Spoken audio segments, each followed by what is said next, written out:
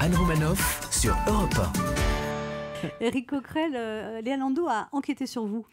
Rebonjour Éric Coquerel. Alors, comme chaque samedi, je suis en quête d'infos inédites sur notre invité et cette semaine, ce n'était pas évident d'en avoir. Vous êtes un homme bien mystérieux, Éric Coquerel, mais heureusement, on y est arrivé. Je vais donc tenter de faire deviner aux personnes présentes dans ce studio des petites anecdotes vous concernant et je vous rassure, Éric Coquerel, tout ce qui sera dit ici restera bien évidemment entre nous. Jingle.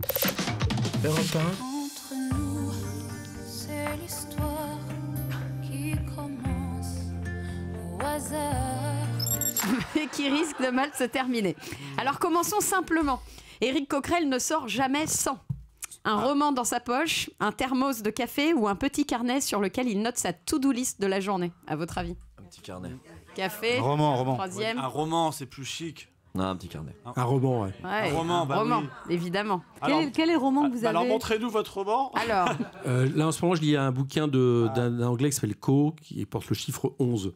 Voilà. Et, Testament en anglais. Jonathan Coe. Jonathan Coe. Testament en anglais. Voilà. Et je suis assez divers. Mais c'est vrai, et je l'expliquais, c'est parce qu'en fait, vous n'avez plus le temps de lire. Je n'ai pas remarqué. Et donc, je m'astreins quand je prends le métro et les transports en commun. C'est les moments où je peux lire, avoir un bouquin. Ah bah surtout en ce moment. On a du temps. Pourquoi en ce moment? Ah bah parce qu'en ce moment, ça prend plus de temps que d'habitude dans les Oui, transports. enfin, les métros sont pas en grève. Vous Pas remarquerez. encore. Ah voilà. alors Mais c'est bien, justement, justement, quel a été, à votre avis, le livre de plage d'Éric Coquerel l'été dernier? 50 nuances de grès de E.L. James, Vernon Subutex de Virginie Despentes ou l'intégrale d'Anne Romanoff? La voile pour les nuls. Vernon Vernon Subutex. Subutex. Romanoff, ça aurait été plus drôle. Vous auriez souri au moins. Vous avez aimé? Ouais, c'était un très bon Il est livre de drôle, plage. Vernon Ouais. Subutex aussi. Ah, mais moi, je Oui, il est trouve- très drôle, Ah il est ouais, très moi, drôle, je- ouais. C'est très. Non, j'ai trouvé ça bien, ouais. C'est Moi, un j'ai lu insoumis, ça Vernon. aussi l'été dernier. Ah oui, Vernon Subutex. vous étiez bon, sur la voilà. même plage? Ouais. Ah voilà, incroyable. point Vous étiez commun. Il Non, fallait pas on le était dire, pas- Anne, enfin. Pourquoi? Ah, parce que... J'ai adoré ce livre. Alors, Vous il va pouvez être raconter des adapté anecdotes sur bientôt. moi. Ouais. En dehors de l'Assemblée ou de ses autres activités politiques, où pouvez-vous avoir la chance, à votre avis, de croiser Éric Coquerel? Dans n'importe quel bowling parisien, parce que c'est le roi du strike, dans des expos photos dont il est absolument fan, ou nulle part, parce qu'en définitive, Éric Coquerel est extrêmement casanier. La Expo 3. photo. Les photos. Ouais, Bravo. bien sûr, Voilà, expo mais photo. Un homme qui aime l'horizon et la voile ne peut pas être casanier. Ouais, et quand vous avez très peu de temps, une expo photo, en plus, en général, c'est assez réduit. Donc, en 1 heure, vous pouvez faire une expo photo. Voilà, exactement. C'est quoi la dernière expo photo que vous ayez vue, Éric Ah, Coquerel? alors, je me rappelle plus le nom du photographe. C'était au jeu Celle du jeu de c'était au paume. jeu de paume. Et c'était notamment un photographe où il y avait des photos du Kurdistan, des Kurdes, etc. Ce qui était important en plus, que je défends la cause des Kurdes. Ce qui devait être drôle aussi, tu vois. Et bien, figurez-vous, Éric- il y avait certaines photos de ce photographe qui étaient assez drôles. C'est vrai? Ouais. D'accord. Éric Coquerel possède, alors je vous le dis déjà, plus de 1000 vinyles chez lui. Et il écoute du rock, du jazz, de la pop, un peu tout. Mais quel est l'artiste dont il ne pourrait jamais se passer? Michel Sardou et ses lacs du Connemara, Gilbert Bécaud et son « Et maintenant, que vais-je faire ?» qui est la question que se pose Éric Coquerel en ce moment, ou Léo Ferré, parce qu'avec le temps va, tout s'en va. Léo Ferré. Ferré. Léo Ah. Ferré, Aragon. Voilà, il y a des gens Vous qui voyez, suivent. vous n'êtes pas si Effectivement, Léo mystérieux Ferré, que ouais. ça. Ouais. Vous Qui est quand adorez même les... un des plus grands poètes et un des plus grands musiciens du XXe siècle. Avec Maître Gims, évidemment. Désolé. Eh ben vous rigolez, mais Ferré, il a slamé avant son époque. Si vous Avec écoutez Zo. notamment avec Zo. Zo, mais si vous écoutez Il n'y a plus rien, je vous invite à le lire. Vous verrez, c'est du slam avant l'heure. Bravo. Alors tiens, celle-ci est pas mal. Quelle est la légende de l'Assemblée qui effraie le plus Éric Coquerel, à votre avis? À l'Assemblée, un député sur 3 s'endort. À l'Assemblée, on prend 5 kilos par an. Ou qui connaît l'Assemblée ne parvient plus jamais à assembler ses idées. 5 kilos par an. Ouais, 5 kilos.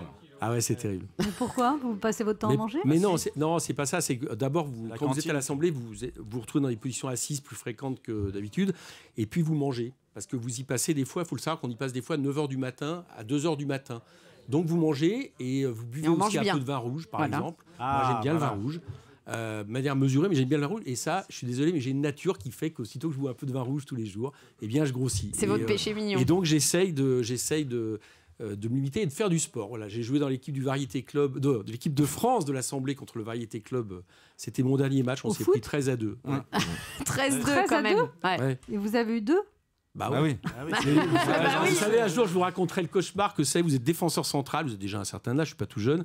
Et puis vous avez devant vous qui arrive Carambeu, champion du monde 98, Piquion qui a été international, le tout animé par Giresse, qui a été 2 fois demi-finaliste de la Coupe du Monde, qui est pas jeune, mais qui a des beaux restes. Et vous les voyez arriver à 4 contre 1. Déjà, un quart de chacun suffirait pour vous passer. Mais alors là, vous avez envie, c'est de courir.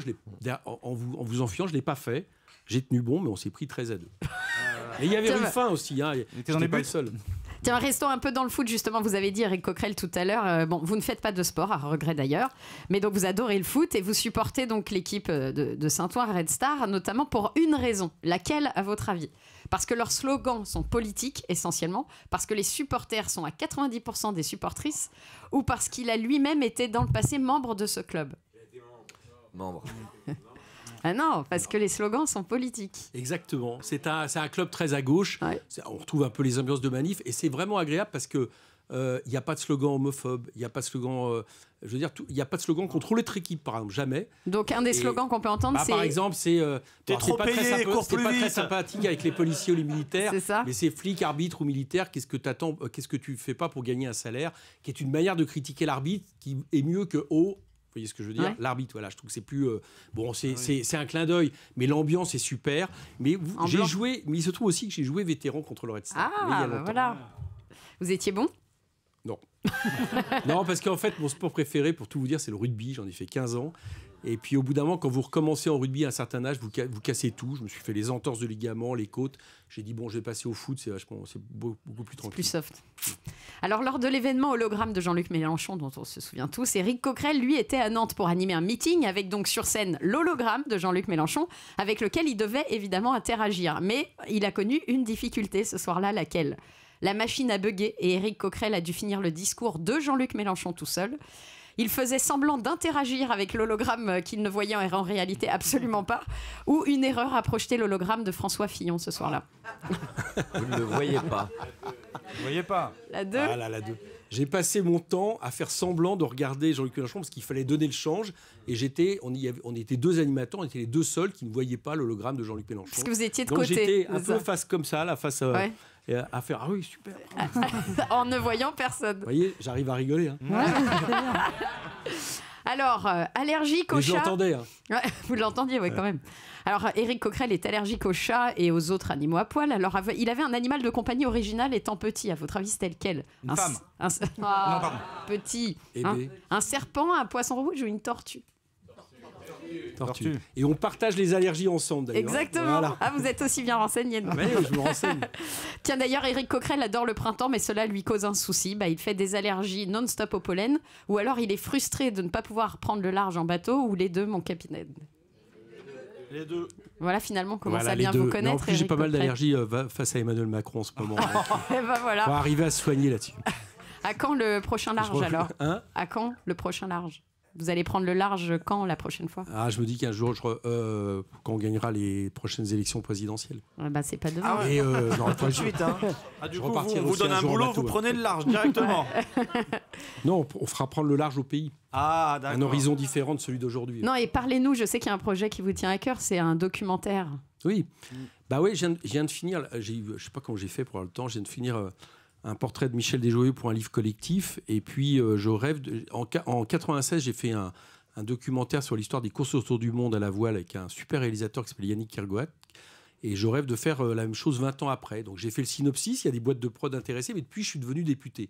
Et là, très franchement, je sais pas trop comment je le ferai. Donc, peut-être que j'attendrai dans une autre vie le fait de pouvoir le faire. Eh ben, bonne chance, Éric Coquerel, et merci. Merci. Bravo. Anne Romanoff sur Europe 1.